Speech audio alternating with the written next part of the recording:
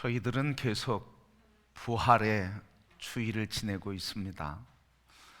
오늘은 예수님께서 부활하신 지 세 번째 주일 되는 부활절 후 세 번째 주일이고, 또 5월 초하루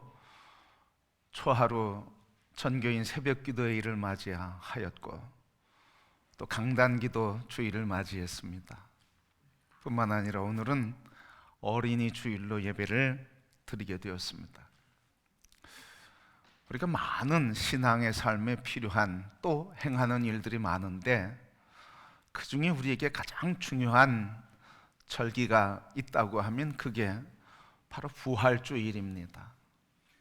부활의 신앙이 우리에게 얼마나 중요한지, 우리 주 예수 그리스도께서 십자가에 달려 죽으시고 무덤에서 살아나심으로 그것을 믿는 자마다 다 구원을 얻게 해 주시고, 그 순간부터 우리를 의롭다 인정을 해 주시고, 그래서 하나님의 자녀로 인쳐 주시고, 날마다 살아가는 걸음걸음 성령님께서 도와주심으로 성화의 삶을 살다 주님 임재 앞에서 거룩하고 온전하고 완전한 모습으로 천국을 들어가고 영생을 얻게 됩니다. 자, 그러니 우리에게 이 부활, 이것만큼 중요한 것은 없습니다. 그래서 부활절은 어떤 의미인가? 그것은 바로 죽음을 이긴 자의 계절이요, 죽음을 이긴 자의 삶이 바로 부활절이라 그랬습니다.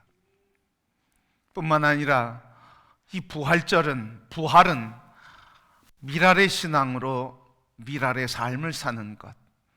예수 그리스도 죽으실 때 십자가에서 나도 죽고, 예수 그리스도 무덤에서 살아나실 때 나도 살고, 그래서 예수님 죽으시고 살아나심으로 우리 모든 믿는 자마다 다 생명을 얻게 된 것처럼, 그 부활을 믿고 죽음을 이긴 자로 살아가는 우리들을 통해서 전해지는 예수 그리스도 복음으로 인해 하나님께서는 우리를 통해 생명의 열매를 걷게 하시고 영혼을 구원하게 하시고, 그리고 우리 모두 함께 이 땅에 하나님을 예배하는 예배의 나라 천국을 이루도록 생명 열매 맺는 역사를 우리에게 허락해 주셨습니다.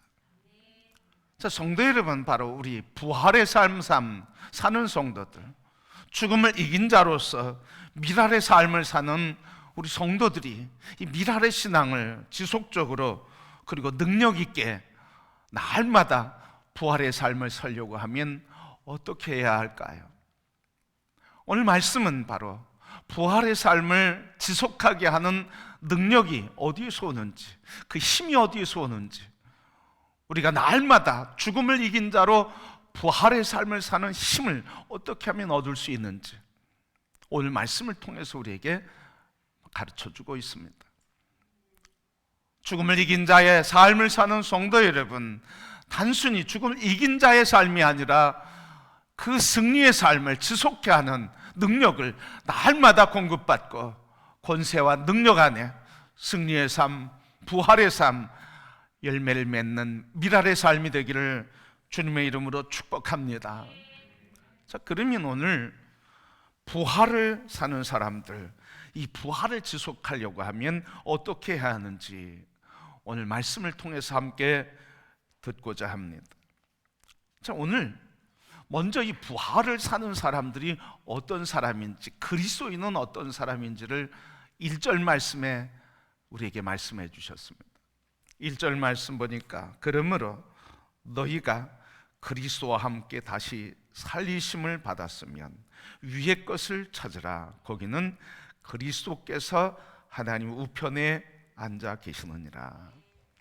자, 오늘 이 말씀을 통해서 그리스도인은 어떤 사람이냐 다시 한번 알려주고 있어요. 우리가 예수 그리스도를 믿는데 예수 그리스도를 믿는 나는 어떤 사람이냐, 이걸 다른 얘기로 하면 그리스도인인 나로서 나의 그리스도인은 나는 어떤 사람인지에 대한 자각과 정체성을 말하고 있어요.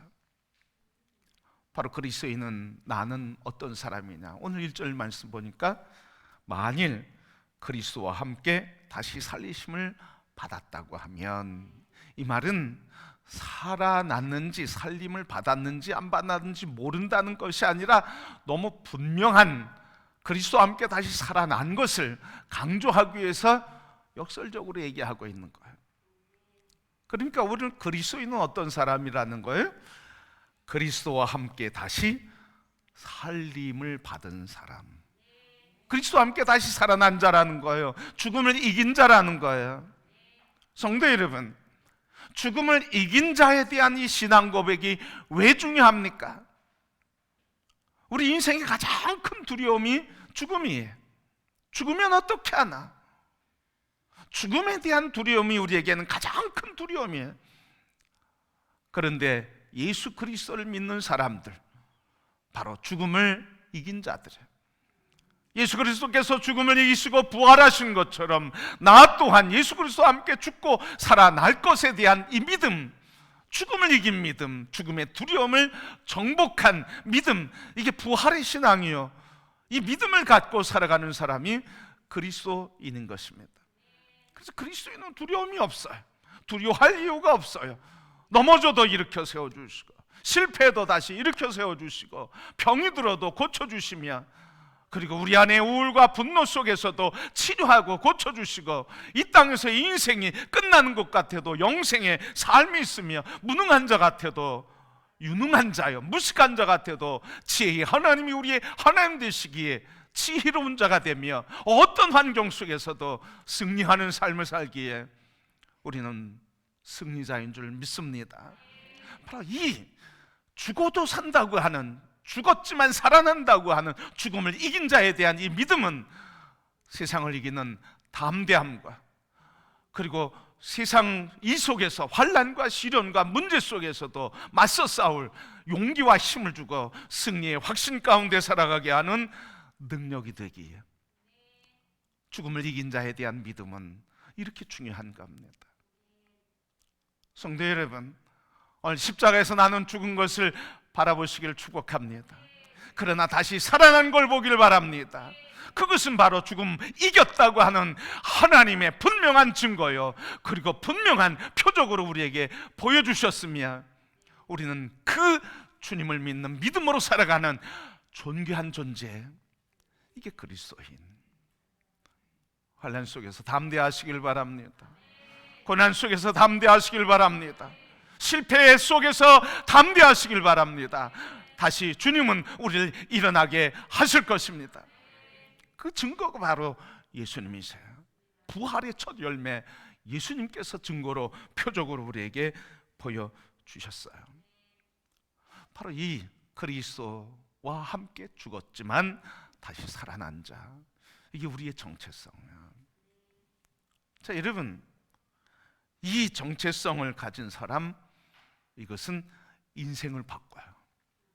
이게 없으면 삶이 바뀌질 않아요. 난 죽음을 이긴 자다, 난 죽어도 살아난다, 난 넘어져도 주님이 일으켜 주신다, 실패해도 상함이 있어도 치료하고 회복한다, 이 부활의 신앙은 어떤 인생의 문제를 만나도 우리 삶을 그 문제 속에 짓누르게 하지 않고 그 문제를 이기게 하는 능력인 것입니다. 그래서 이 부활의 주님을 만나는 것은 인생을 바꿔주는 거예요. 우리 인생을 소망으로, 능력으로, 권세 있게 바꿔주십니다. 그러게 여러분, 지금 우리의 마음이 지쳐 있습니까? 예수 그리스도 우리 부활의 주님을 바라보시기를 축복합니다. 그분이 우리의 힘이십니다. 사울이라고 하는 청년이 예수님을 잡아 죽이는 일에 앞장섰어요. 왜? 그게 당연한 것으로 여겼어요. 그리고 자기 자신을 그 일에 부름받은 자로 알았어요. 그래서 예수 믿는 사람을 체포하는 체포영장을 받아서 예루살렘으로 가는 거예요. 여러분, 이 체포영장을 받으며 예수 믿는 사람을 잡아 죽이는 일에 자기가 쓰임받는 자라고 한 것에 자부심을 갖고 자기의 존재감을 느꼈어요. 그랬던 이 사울이 다메섹 도상에서 예수를 만났어요. 부활하신 주님을 만났어요.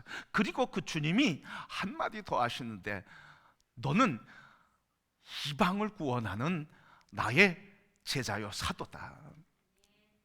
이방인들이 너를 통해 내게 돌아올 것이라고 하는 이런 부르심을 받았어요. 그런데 그 순간 부활하신 주님을 만나고 그 주님이 내게 주신 삶의 분명한 비전을 갖고 자기의 인생관과 가치관과 정체성이 바뀌게 되었어요. 죽이던 자가 살리는 자로, 체포하던 자가, 그래서 죽음에 내모들 자가 예수 그리스도를 전하기 위해서 찾아가고, 자기가 체포당하고 자기가 죽음에 자기를 내어주면서도 생명을 살리는 자로 바뀌어졌습니다. 왜요? 예수 그리스도를 만난 뒤에 정체성이 바뀌었어요. 자상이 바뀌었어요. 예수 그리스도가 바울이라고 하는, 사울이라고 하는 청년의 가치관과 인생관을 바꿔놓은 거예요. 바로 부활은 바로 이렇게 인생관을 바꿉니다. 부활의 주님을 만나면 우리의 가치관이 바뀝니다. 부활의 주님을 만나면 우리의 인생이 바뀌는 거예요. 여러분, 나의 자신을 바꾸기 위해서 얼마나 애쓰는지 모릅니다. 사람들은 자기의 자아상을 바꾸기 위해서, 자기의 이미지를 바꾸기 위해서 애씁니다. 돈 아낌없이 투자합니다. 수고합니다. 땀을 흘립니다. 그런데 정작 부활의 능력이신 예수 그리스도를 만날 때 나의 자아상과 인생관과 가치관과 세계관이, 내 인생이 바뀌는 것을 바라보지 않는 거예요. 인생을 새롭게 살기 원하십니까? 새로운 삶을 살기 원하십니까? 부활의 주님을 만나시길 바랍니다. 부활의 주님이 우리를 새롭게 하십니다. 오늘 사울이라고 하는 청년은 부활의 주님을 만나니까 정체성이 바뀌는 거예요. 자아상이 바뀌었어요. 오늘 이 말씀을 통해서 우리에게 주시는 말씀이에요. 부활은 무엇이냐? 오늘 그리스도인은 어떤 사람이냐? 그리스도와 함께 죽었으나 산 자다. 이게 오늘 골로새에게 보내는, 골로새 교회에 보내는 바울의 메시지예요. 여러분, 이렇게 나는 그리스도와 함께 죽었지만 살아났다고 하는 이 신앙은 우리의 삶을 풍성하게 만들어요. 그런데 이 신앙이 없는 사람은 얼마나 고통스럽습니까? 늘 불안한 거예요. 죽으면 어떻게 하나? 실패하면 어떻게 하나? 잘못되면 어떻게 하나? 늘 걱정해요. 오늘 부활의 주님과 함께 우리를 부활 승리케 하시며 세상을 이기게 하시는 이 주님과 함께 세상을 이긴 자로 살기를 축복합니다. 자, 성도 여러분, 그러면 이렇게 부활의 삶, 죽음을 이긴 자의 삶, 이 그리스도인으로서 부활을 이긴 자의 삶을 살아가는 우리가 오늘 말씀은 추구해야 될 게 있다는 거예요. 추구해야 될 것.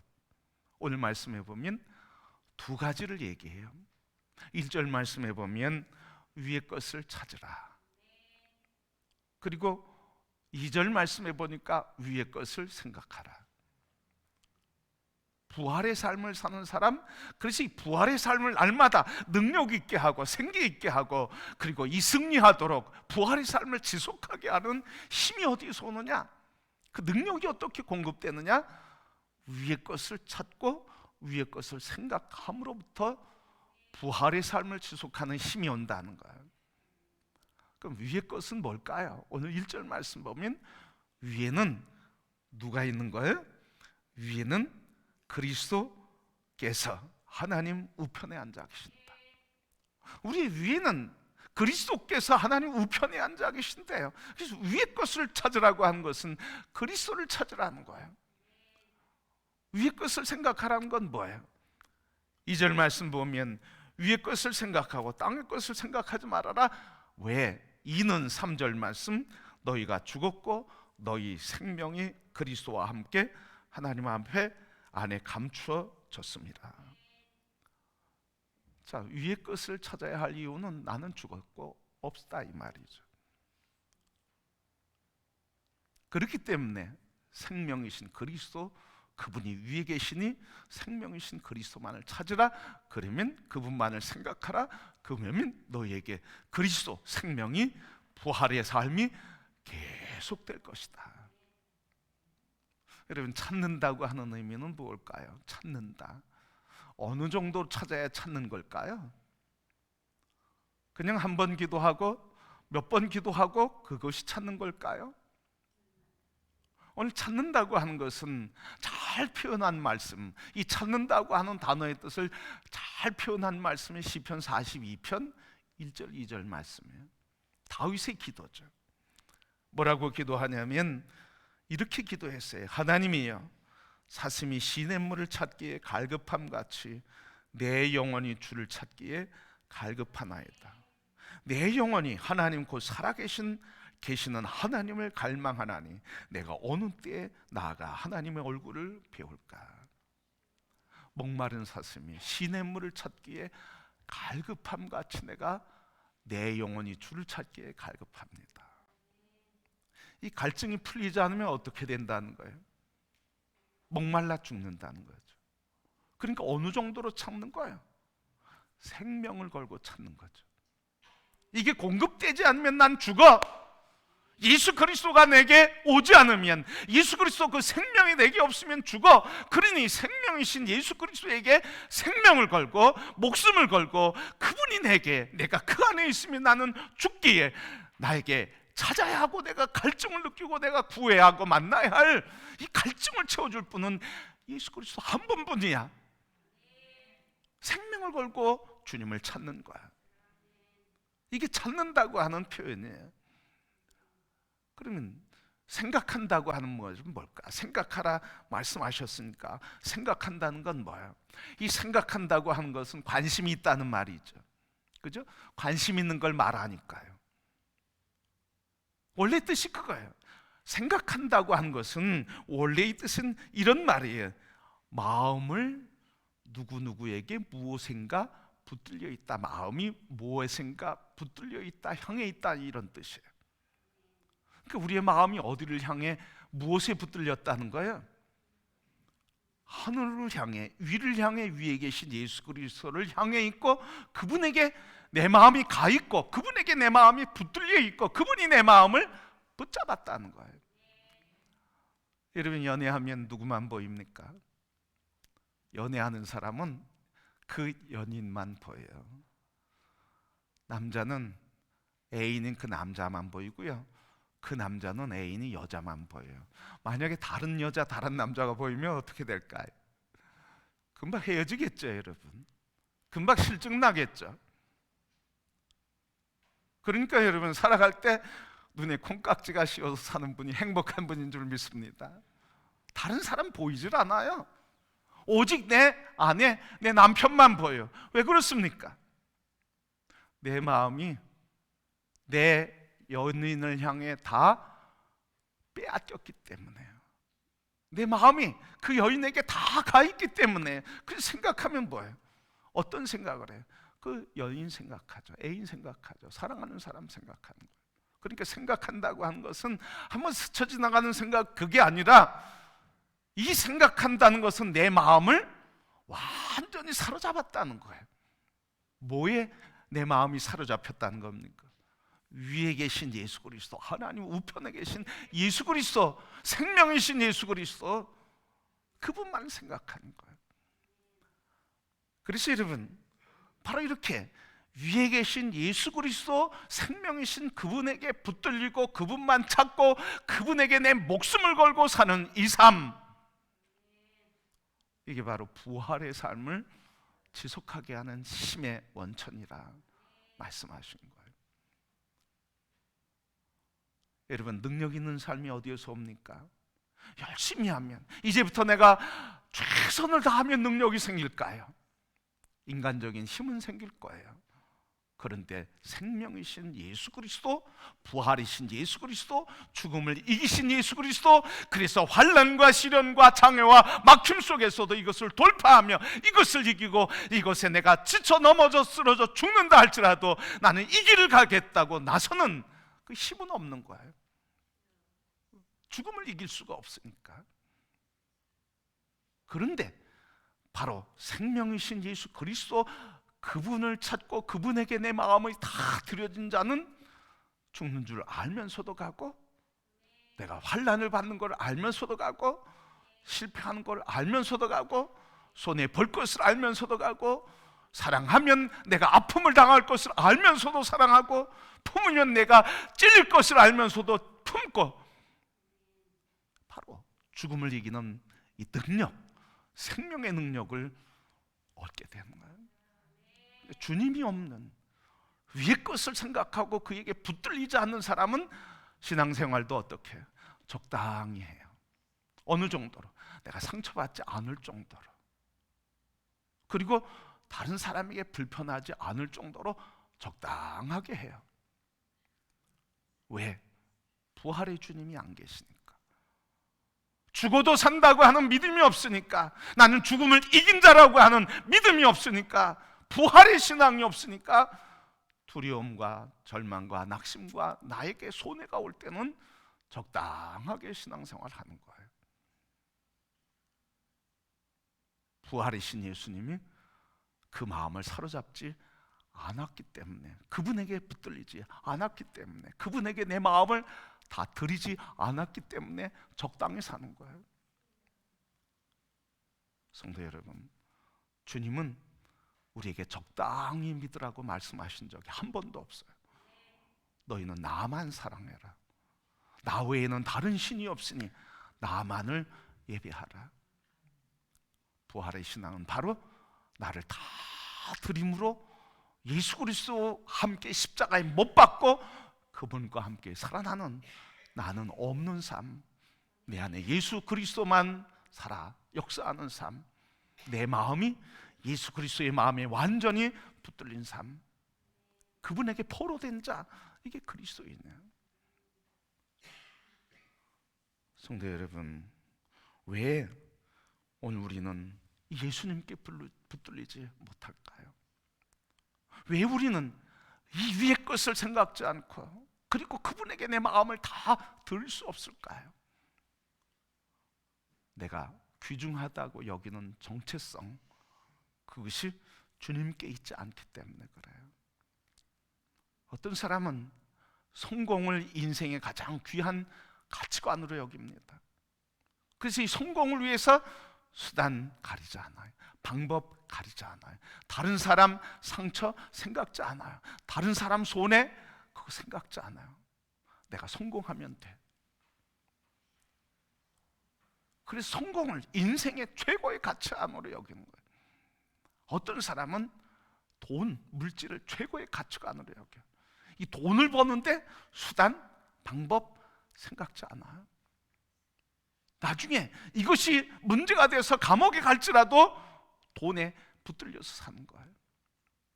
다 그렇습니다. 진정으로 붙들려야 하고 진정으로 내 마음에 붙잡혀야 하는 건 생명이요, 부활이요, 죽음을 이기고 풍성하고 부욕해 하며 모든 지혜와 모든 승리와 능력이 공급되시고 그 근원이신 예수 그리스도에게 붙들리면 그분이 우리에게 더해 주시고 그분의 영광을 위해 우리에게 은사로 모든 것을 주시는데, 그분이 아니라 우리는 세상 것에, 죽은 것에, 썩어져 없는 것에 붙들리니까 우리는 그것을 쫓아가다 나중에 병이 생기고 나중에 감옥에 가고 나중에 절망하고 탄식하는 거예요. 여러분, 오늘 이 시간부터 우리의 마음과 우리의 생각과 관심이 주님께 향하기를 바랍니다. 나를 붙들고 있는 그 생각이 주님이 되길 바랍니다. 그러면 그분으로 인해서 우리가 하나님의 영광이, 예수 그리스도께서 하나님의 영광을 입은 것처럼 우리도 그날에 하나님의 영광이 임할 줄 믿습니다. 그래서 4절 말씀에 그렇게 말씀하신 거예요. 우리 생명이신 그리스도께서 나타나실 그때 너희도 그와 함께 영광 중에 나타나리라. 이건 두 가지 뜻을 갖고 있어요. 하나는 뭐예요? 그의 영광 중에 나타난다고 하는 시간의 두 가지 개념이에요.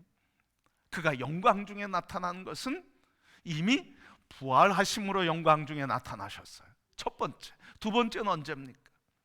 마지막 예수 그리스도 재림하실 때 영광 중에 나타나셔서 우리 모두 함께 다 들림받고 하나님 영광을 찬양하게 될 그때를 말하고 있어요. 하나는 뭐예요? 이미 성취된 것, 하나는 앞으로 성취될 것. 그러니까 하나님의 영광은 미래에만 있는 게 아니라 과거에도 있었고 그 과거가 지금도 일어나고 있다는 거예요. 왜? 그리스도 예수 안에서 부활에 참여하는 사람은 날마다 부활의 영광을 경험하는 삶이요, 영광의 주님과 함께 살아가는 삶이기 때문에 그렇습니다. 그러기 여러분, 이 영광의 삶은 미래에 있을 뿐만 아니라 현재에 있는 거예요. 예수 그리스도, 그분에게 내 마음이 다 붙들린 자는 그 부활의 영광, 부활의 삶의 영광을 여기서 누리며, 하나님께서 여러분 한 사람 한 사람을 통해서 은사와 달란트를 주시고 여러분을 쓰시고자 하는 대로 삶의 자리에서 존귀케 하고 영광스럽게 하는 위대한 역사를 이루시는 줄 믿습니다. 현재 그렇게 하시겠다는 거예요. 그리고 마지막 우리 주 재림하실 그때 우리 모두가 다 하나님의 임재 안에서 영광스러운 나라에 들어가는 그리스도의 영광, 부활의 영광을 영원히 누리게 하시겠다는 말씀이에요. 오늘 우리 안에 내 마음을 사로잡고 있는 게 무엇인가? 위에 계신 예수 그리스도, 생명의 예수 그리스도, 죽음을 이기신 예수 그리스도인가? 아니면 이 땅에 썩어진 것들을 붙들고 살아가고 있는가? 예수 그리스도에게 붙들릴 때 어떤 환경 속에서도 우리를 이기게 하시는 줄 믿습니다. 1618년에 유럽에서 30년 전쟁이 일어났습니다. 그래서 1648년까지 이 30년 전쟁이 일어났는데, 이 전쟁을 종교전쟁이라고 이야기할 수 있어요. 왜? 캐톨릭 국가와 프로테스탄트 개신교 국가 간의 전쟁이 일어난 거예요. 그래서 캐톨릭 국가 연합, 개신교 국가 연합 전쟁이 일어났습니다. 이 전쟁으로 인해서 프로테스탄트에 쫙 앞장섰던 종교 개혁에 기치를 들었던 독일, 이 독일은 이 전쟁 후에 독일 온 나라가, 독일 전체가 온통 망가졌어요. 어느 정도로 망가졌냐면 피폐해졌는데, 이 전쟁 이후에 찾아온 또 재난이 있었는데, 재앙이 있었는데 바로 흑사병이에요. 전쟁의 나라가 피폐해졌어요. 많은 사람들이 죽었어요. 그리고 삶의 터전을 잃어버렸어요. 그런데 그 이어서 흑사병이 찾아와서 당시에 독일 인구가 1600만 명이었습니다. 그런데 그 인구의 1000만 명이 흑사병으로 죽었어요. 우리 코로나 바이러스로 인해서 지금 죽어가는 거 충격을 받잖아요. 중세 흑사병으로 독일에서는 1600만 명 중에 1000만 명이 죽었으니까 얼마나 큰 충격입니까? 얼마나 큰 불안입니까? 얼마나 큰 절망 가운데 피폐한 인생을 살고 있었습니까? 바로 이 절망 속에 가장 치열했던 격전지 중에 하나, 실레지아라고 하는 지역이 있습니다. 개신교도질 지역인데 캐톨릭 전쟁에 많은 사람들이 천주교 신자로 다시 신앙을 전향하게 됐어요. 그런데 이 실레지아에 슈몰크라고 하는 목사님 아들, 아버지를 이어서 목회를 하게 됐는데, 이 실레지아의 슈몰크 목사님이 목회를 하기 시작했습니다. 전쟁 이후이기 때문에 우리가 경험했던 것처럼 전쟁 위에 피폐하고 그리고 삭막하고 각박한 그 땅을, 실레지아라고 하는 지역을 돌면서 지역 36개 교회를 돌보게 되었습니다. 그래서 매주마다 그 지역을 찾아가면서 사람을 위로해 주는데, 그 실레지아에는 슈멀크 목사님 목회하는 교회조차도 그냥 통나무로 짓고 흙벽돌로 해서 안에는 아무것도 없는 텅 빈 예배당뿐이었습니다.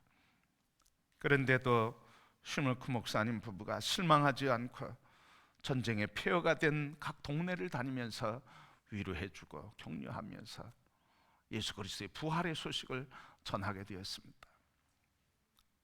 이 목사님이 피폐해진 시대에 교회를 돌보느라고 목사님 건강을 잃게 되었습니다. 과로로 자주 쓰러지게 되었고, 또 30대 초반에 중풍에 백내장까지 와서 몸에 불편함에도 절뚝거리면서 교회를 돌보고 시력이 잘 보이지 않았지만 그래도 그것을 이기고 지역을 돌보는 목회를 하게 됐습니다. 어느 날 다른 교회를 돌보고 지역을 방문하고 돌아오는데 시력이 흐려서 잘 보이지 않는데 가까이 올수록 자기 집인 것 같아요. 자기 집이라고 하는 것, 그것을 발견하고 깜짝 놀라서 달려가 보니 사택이 다 불에 타가고 있는 겁니다. 그때 이 마음속에서부터 소리쳐 나오는 소리, 아들들아 어디 있느냐, 얘들아 어디 있느냐 소리를 지르면서 불기둥 불타오르는 그 속을 이곳저곳 살피면서 아이를 찾으려고 발버둥 치고 소리를 치고 절규했지만 결국은 이 두 아이가 검정한 채로 둘이 부둥켜 안고 불에 타 죽은 시신을 발견하게 되었습니다.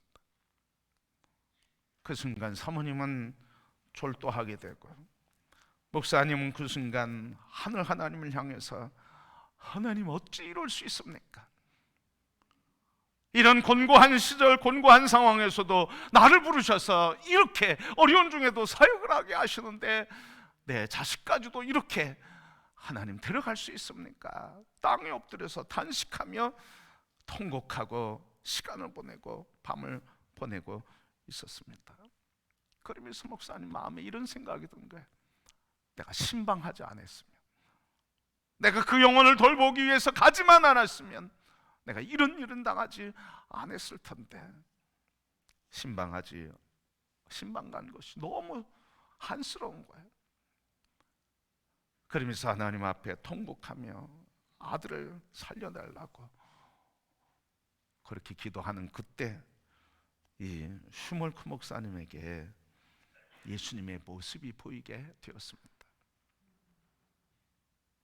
그 밤을 새우며 기도하는 그때 예수님의 모습이 보이더니 예수님이 기도하시는 기도의 모습을 보고 그리고 그 기도 소리를 들려주시는 거예요. 예수님이 기도하셨는데 이렇게 기도했습니다. 나의 원대로 마옵시고 아버지의 뜻대로 하옵소서.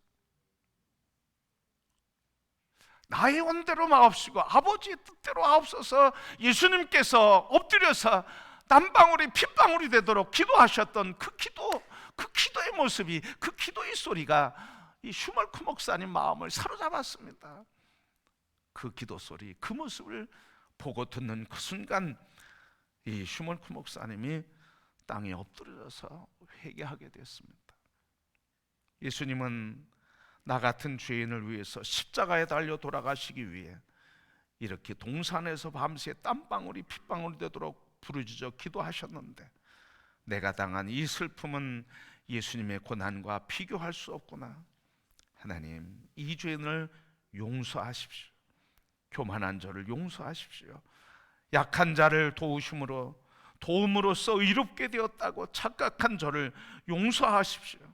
주님이 이제 무엇이든지 주의 뜻대로 행하시옵소서. 주의 뜻대로 행하시옵소서.